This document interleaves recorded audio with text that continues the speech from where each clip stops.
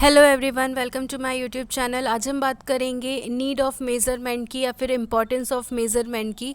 तो हम सभी जानते हैं कि मापन शिक्षा प्रक्रिया की एक अत्यंत महत्वपूर्ण और सतत चलने वाली प्रक्रिया है। इसलिए मापन की आवश्यकता और इसका जो महत्व है वो शिक्षा से संबंधित व्यक्तियों के लिए बहुत ही ज़्यादा आवश्यक है। मापन के आधार पर for measure the ability of student finding out their interest and aptitude at the time of their admission and admit then on its basis. हम सभी जानते हैं कि भाई एडमिशन से पहले एक प्रोसेस होता है ना, हम टेस्ट देते हैं, ठीक। और उस टेस्ट में हम जैसा हमारा रिज़ल्ट होता है उसके अकॉर्डिंग हमारी एबिलिटी, हमारे इंटरेस्ट के बारे में पता चल जाता है और उस अकॉर्डिंग हमें एडमिशन मिल जाता है। उसके बाद ये है कि उससे मेज़रमेंट के द्वारा हमारी जो इंटेलिजेंस है, जो हमारी पर्सनैलिटी है, उसके बारे में पता चल जाता है। उसके अकॉर्डिंग हमें क्लास मिल जाती है और उसके अकॉर्डिंग जो टीचर है वो हमारे पर्सनैलिटी डेवलपमेंट के लिए हमें गाइडेंस देता है, ठीक। इसके साथ साथ मेज़रमेंट से हमें ये भी पता चल जाता है टाइम टू टाइम कि बच्चे के अंदर बिहेवियरल मॉडिफिकेशन हो रहे हैं कि नहीं हो रहे हैं।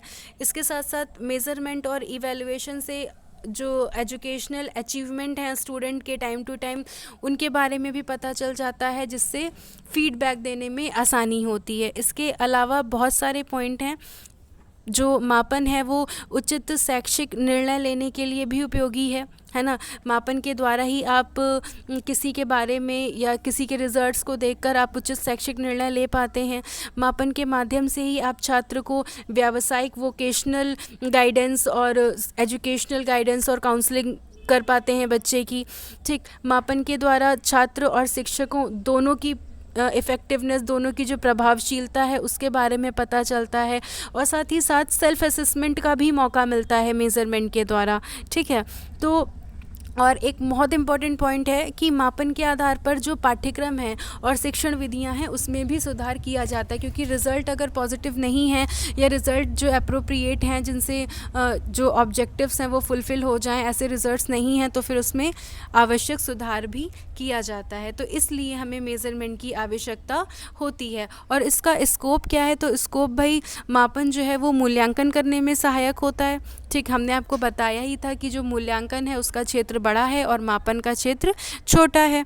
मापन जो है वो किसी वस्तु का पूर्ण वर्णन ना करके आंशिक वर्णन अत्यंत शुद्धता के साथ कर सकता है ना। और मापन का जो मुख्य आधार है वो वैज्ञानिक प्रगति है। मापन में कोई एब्सोल्यूट ज़ीरो पॉइंट नहीं होता है, ठीक। मापन जो है वो कह सकते हैं कि जो सेंस ऑफ इन्फिनिटी है वो पाई जाती है, अनंतता की स्थिति पाई जाती है। कभी भी ये बात नहीं कही जाती है कि हमने जो छात्र है उसने संपूर्ण उपलब्धि का मापन कर लिया, क्योंकि ऐसा कभी पॉसिबल नहीं हो सकता है। तो इसका ये स्कोप है, ठीक। इसके द्वारा हमें बच्चे के जो एटीट्यूड है, जो उसका इंटरेस्ट है, इंटेलिजेंस है, पर्सनालिटी, इन सभी चीज़ों के बारे में पता चल जाता है, जिसके बेसिस पर हम उसके स्टैंडर्ड्स को और उसको जो है वो क्लासीफाई कर पाते हैं, बता पाते हैं, ठीक। ये सारी चीज़ें हो गई। अब बात करते हैं जो हमारा इम्पॉर्टेंट टॉपिक है, steps of measurement in education. शिक्षा के क्षेत्र में जो मापन है उसकी क्या प्रक्रिया है, क्या स्टेप्स हैं। तो पहला स्टेप जो है वो ये कहता है determination and defining the measuring traits और एम्स और ऑब्जेक्टिव्स। हम सभी को पता है कि किसी भी चीज़ का जो पहला स्टेप होता है तो उसमें पहले स्टेप में क्या किया जाता है, डिटरमाइन किया जाता है, डिफ़ाइन किया जाता है उन ऑब्जेक्टिव्स को, उन एम्स को, जिसकी वजह से या जिसके लिए हम वो चीज़ कर रहे हैं। तो सबसे पहले इन्हीं चीज़ों के बारे में क्या किया जाएगा, डिटरमाइन किया जाएगा। उसमें सारी चीज़ें ली जाएंगी, टीचर, स्टूडेंट, एडमिनिस्ट्रेटर, गार्जियन, जितने लोग हैं सभी इन्वॉल्व कर लिए जाएंगे। साथ ही साथ जो after having determined it he gives it to define form और डिफाइंस इट, है ना। हम एजुकेशनल गाइडेंस के थ्रू सारी चीज़ों को डिटरमाइन करेंगे, मेज़र करेंगे, ठीक है। जो इंटेलिजेंस है, इंटरेस्ट है, एप्टीट्यूड है, जितने भी केसेस हैं, सारी चीज़ें हैं, उनके अकॉर्डिंग जो भी एम्स और ऑब्जेक्टिव्स हैं शिक्षण के या मापन के, उन चीज़ों को पहले हम डिटरमाइन कर लेंगे, ठीक। उसके बाद हम नेक्स्ट स्टेप पर आते हैं, selection of suitable measurement tools और मेथड। आपने डिटरमाइन तो कर लिया भाई क्या ऑब्जेक्टिव था मेज़रमेंट का या क्या एम था, आपने क्या आप जानना चाह रहे थे, क्या चीज़ें थी जिसके बारे में पता करना था, उनको हमने परिभाषित कर लिया। अब बात ये आती है कि उनको परिभाषित तो हमने कर लिया, लेकिन अब हम कौन से टूल के द्वारा मेज़रमेंट करेंगे, तो ये भी ज़रूरी होता है कि एक एप्रोप्रिएट, एक सुटेबल मेज़रमेंट टूल होना चाहिए, एक मेथड होना चाहिए। जैसे इंटेलिजेंस है, तो आप साइकोलॉजी प्रैक्टिकल करते हैं तो आपने इंटेलिजेंस का प्रैक्टिकल किया है, पर्सनालिटी का HSPQ कर रखा है ना, सारे प्रैक्टिकल्स आपने कर रखे हैं। तो वो क्या है, वो बताते हैं कि वो सुटेबल मेज़रमेंट टूल हैं जिनके द्वारा हमें ये पता चलता है कि हमने जो एम्स और ऑब्जेक्टिव्स जो डिफ़ाइन किए हैं वो पूरे हुए भी हैं या नहीं हुए हैं। ठीक।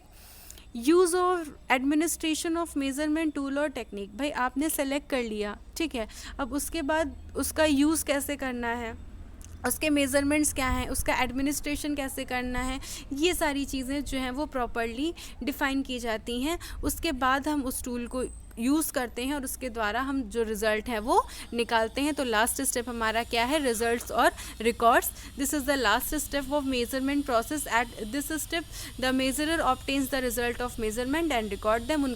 उनके बारे में जानकारी हासिल कर लेता है, जब रिज़ल्ट मिल जाते हैं उनको रिकॉर्ड कर लेता है और उसके अकॉर्डिंग बच्चे के बारे में चीज़ें बता दी जाती हैं। जैसे इन्होंने इंटेलिजेंस टेस्ट किया है बच्चे का, तो उसके आधार पर इन्होंने IQ लेवल निकाला होगा और फिर उस IQ लेवल को बता दिया कि भाई इतना IQ लेवल है। ठीक है, आपने भी किया था तो आपको भी पता चला था, आपने अपने सब्जेक्ट के साथ जो जो चीज़ें करी थी उसके बेसिस पर आपको उनका IQ लेवल पता चला था ना। तो वही सारी चीज़ें हैं कि भाई आपने कौन सा टूल यूज़ किया, उसको यूज़ करने की टेक्निक क्या, उसके अकॉर्डिंग जो आपके रिज़ल्ट आए हैं, और फिर आपको पता चलेगा कि जो एम्स और ऑब्जेक्टिव्स आपने डिटरमाइन किए थे, जो आपने सोचा था, वो फुलफ़िल हुए हैं कि नहीं, है ना। उन रिज़ल्ट्स से आपको फीडबैक मिलेगा और उसके बेसिस पर आप ये जानेंगे कि आपको चेंजेस करने हैं या नहीं चेंजेस करने हैं, पढ़ाने का तरीका है वो सेम रखना है या नहीं सेम रखना है, या क्या परिवर्तन लाने हैं। ठीक, तो ये इंपॉर्टेंट था। आई होप आपको समझ में आ गया होगा। वीडियो को शेयर कर लीजिएगा, चैनल को सब्सक्राइब कर लीजिएगा, बेल आइकन प्रेस कर लीजिएगा ताकि आपको नेक्स्ट वीडियो का नोटिफिकेशन मिल सके। Thank you.